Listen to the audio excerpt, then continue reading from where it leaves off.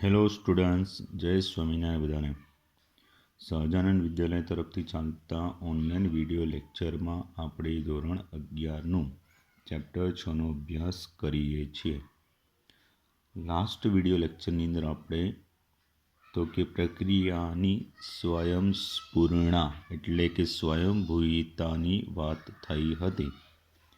હવે એના વિશે આગળ સમજવું હોય તો બે ટોપિક પરથી એક એન્થાલ્પી ફેરફાર અને એન્ટ્રોપી પરથી સમજીએ.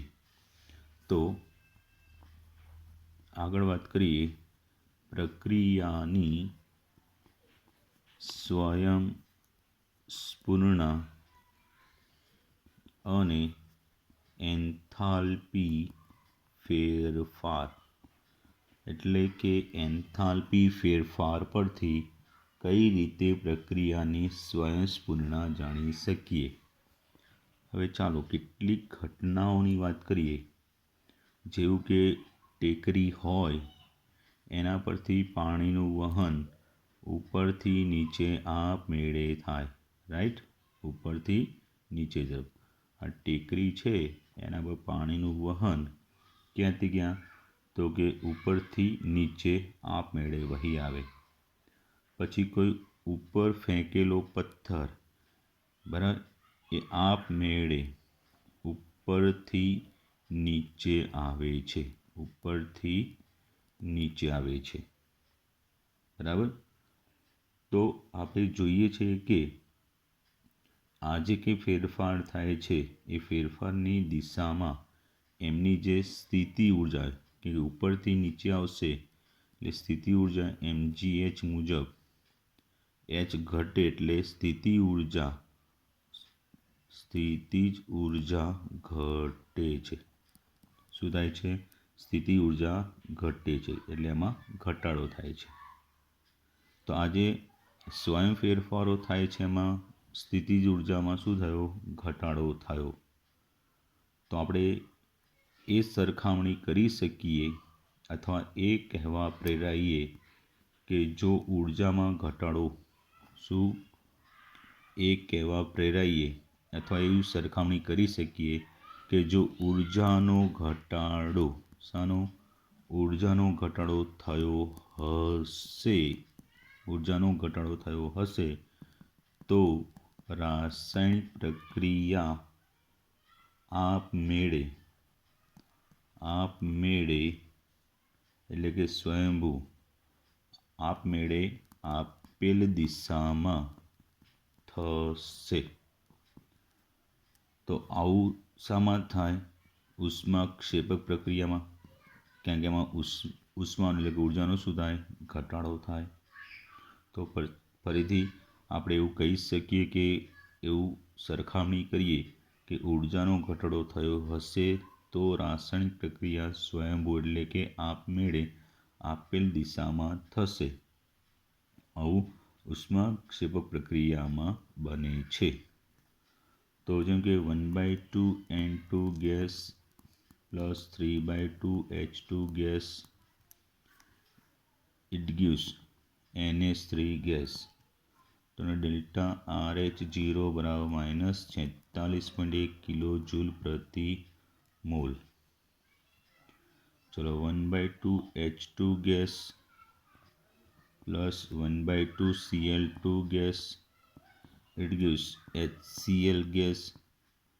તેનો ડેલ્ટા RH0 -92.32 કિલો જૂલ પ્રતિ મોલ, બરાબર. તો આ બધી કેવી કે જેમાં એન્થાલ્પીનો ફેરફાર ઋણ એટલે ઉષ્માક્ષેપક પ્રક્રિયાઓ છે એના ઉદાહરણ આપ્યા. તો પ્રક્રિયક તરફથી નિપજ તરફ જતાં એન્થાલ્પીમાં થતો ઘટાડો કોઈપણ ઉષ્માક્ષેપક પ્રક્રિયા માટે એન્થાલ્પી આકૃતિ દ્વારા નીચે પ્રમાણે દર્શાવી શકીએ. શું કીધું? ફરીથી પ્રક્રિયકથી નિપજ તરફ જતાં એન્થાલ્પીમાં થતો ઘટાડો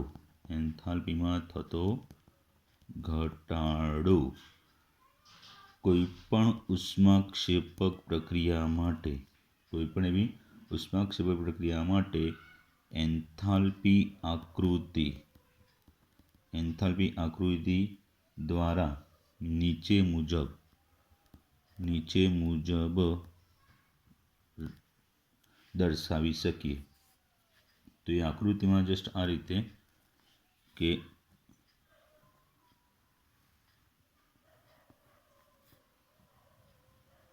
આ રીતે અહીંયા આપણે શું બતાવે છે? પ્રક્રિયા. બરાબર. અહીંયા એની શું બતાવે છે? એન્થાલ્પી.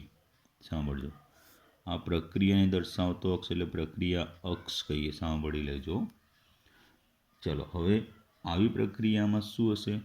એન્થાલ્પી ફેરફાર એટલે ડેલ્ટા H0 બરાબર જાણો છો HP માઇનસ HR. નિપજોની એન્થાલ્પી માઇનસ પ્રક્રિયાઓની એન્થાલ્પી.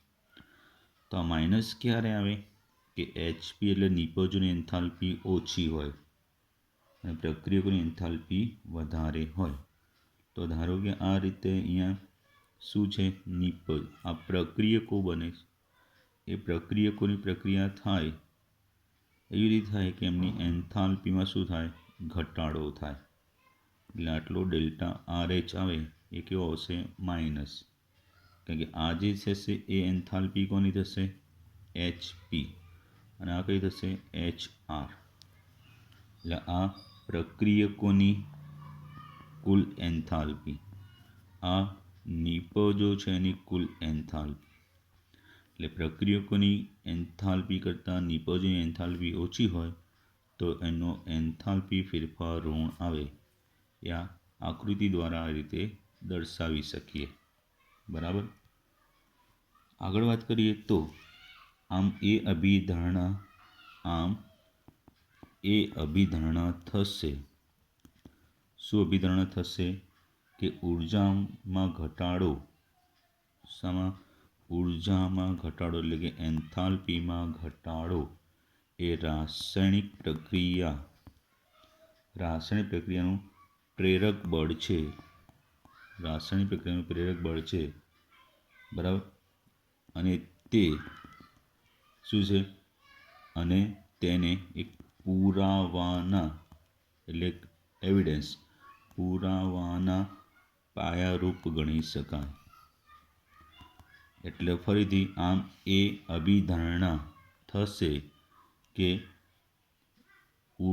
ઉર્જા છે, ઉર્જામાં ઘટાડો એ કેવી? સ્વયંભૂ. એ ખાસ ઉલ્લેખ કરવો પડે.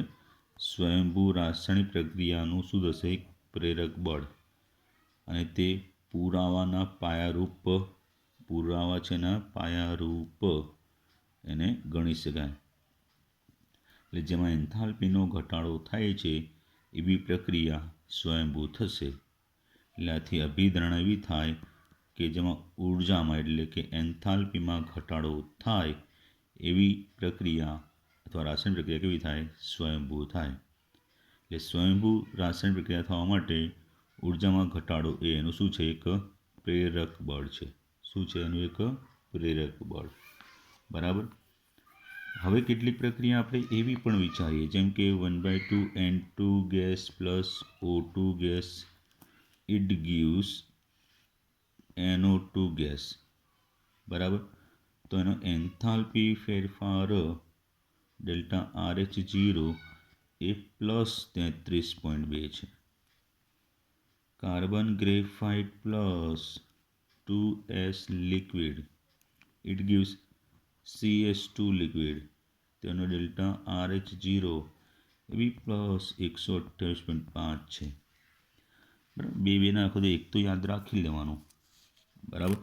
તો એના માટે આપણે ગણીએ તો આથી એ સ્પષ્ટ થાય છે કે આ પ્રક્રિયા કેવી થશે? ઉષ્માક્ષેપક. કેમ કે અહીં ડેલ્ટા RH એ કેવું છે? પ્લસ છે. એટલે ઉષ્મા શોષક થશે. તો આ પ્રક્રિયા ઉષ્માક્ષેપક છે, છતાંય કેવી છે? સ્વયંસ્ફુરિત, આપમેળે થતી છે. તો આપણે તો આગળ વાત કરી કે ભાઈ ઉષ્માનો ઘટાડો થાય એટલે ઉષ્માક્ષેપક પ્રક્રિયાઓ જે સ્વયંસ્ફુરિત હોય. પણ કેટલીક પ્રક્રિયાઓ જે કે ઉષ્મા શોષક છે છતાંય કેવી હોય છે? સ્વયંસ્ફુરિત છે. તો એન્થાલ્પીનો વધારો શું થયું? એન્થાલ્પીનો વધારો થયો ને, એ એન્થાલ્પીનો વધારો એ એન્થાલ્પી આકૃતિ દ્વારા નીચે મુજબ સમજી શકાય. તો એમાં જો અહીંયા આકૃતિમાં દર્શાવીએ છે એન્થાલ્પી આકૃતિ, અહીં એન્થાલ્પી પર અહીંયા પ્રક્રિયા અક્ષ. હવે ડેલ્ટા એચ બરાબર HP માઇનસ HR મુજબ આ પ્લસ ક્યારે આવે કે HP ગ્રેટર દેન HR હોય એટલે નિપજોની એન્થાલ્પી પ્રક્રિયકો કરતાં વધુ હોય. તો ધારો કે અહીંયા પ્રક્રિયકો જે છે એમાંથી શું બને? નિપજ બને. તો એની એન્થાલ્પીમાં આટલો વધારો થાય છે એટલે ડેલ્ટા એચ કેવો હશે? પ્લસ આવશે. તો આ HR, આ HP, આ પ્રક્રિયકોની એન્થાલ્પી, આ નિપજોની એન્થાલ્પી, તો આટલો એનો એન્થાલ્પીનો વધારો થાય છે. બરાબર. તો આથી એ સ્પષ્ટ થશે કે સ્વયંસ્ફુરણા માટે ફાળો આપતું પરિબળ એન્થાલ્પીમાં ઘટાડો છે, પરંતુ બધા જ કિસ્સાઓમાં સાચું નથી. શું સ્પષ્ટ થાય છે? કે સ્વયંસ્ફુરણા એટલે કે આપમેળે થતી પ્રક્રિયા માટે ફાળો આપતું એટલે કે અગત્યનું પરિબળ, એ ફાળો આપતું પરિબળ કયું છે? એન્થાલ્પીનો ઘટાડો છે. પરંતુ તે બધી જ અથવા બધા જ કિસ્સાઓ, બધી જ પ્રક્રિયાઓ અથવા તો કે બધા જ કિસ્સાઓમાં સાચું નથી હોતું. એટલે મેન તો એ ગણાય કે આપમેળે થતી પ્રક્રિયામાં અથવા સ્વયંસ્ફુરણા માટે એન્થાલ્પીનો ઘટાડો થાય છે. એટલે એન્થાલ્પીનો ઘટાડો થાય એ સ્વયંસ્ફુરણિત પ્રક્રિયા હોય, પરંતુ બધી જ પ્રક્રિયાઓ કે બધા જ કિસ્સાઓમાં એ સાચું હોતું નથી. બરાબર. તો એન્થાલ્પી અને સ્વયંસ્ફુરણા પરથી શું ખ્યાલ આવ્યો? એન્થાલ્પી અને સ્વયંસ્ફુરણા પરથી ખ્યાલ આવ્યો કે જો એન્થાલ્પીનો ઘટાડો થાય તો પ્રક્રિયા કેવી હશે? સ્વયંસ્ફુરિત હશે. પણ બધી પ્રક્રિયા માટે સાચું હોય એવું જરૂરી નથી. બરાબર. તો 1 થી 2 વાર વિડીયો લેક્ચર જોવાના એટલે ચોક્કસપણે આવડી જશે. જો કે આ પોઈન્ટ કેન્સલ થયેલો છે એટલે ખાલી એકવાર સમજીને, બરાબર, એકવાર જોઈને સમજી લેવું.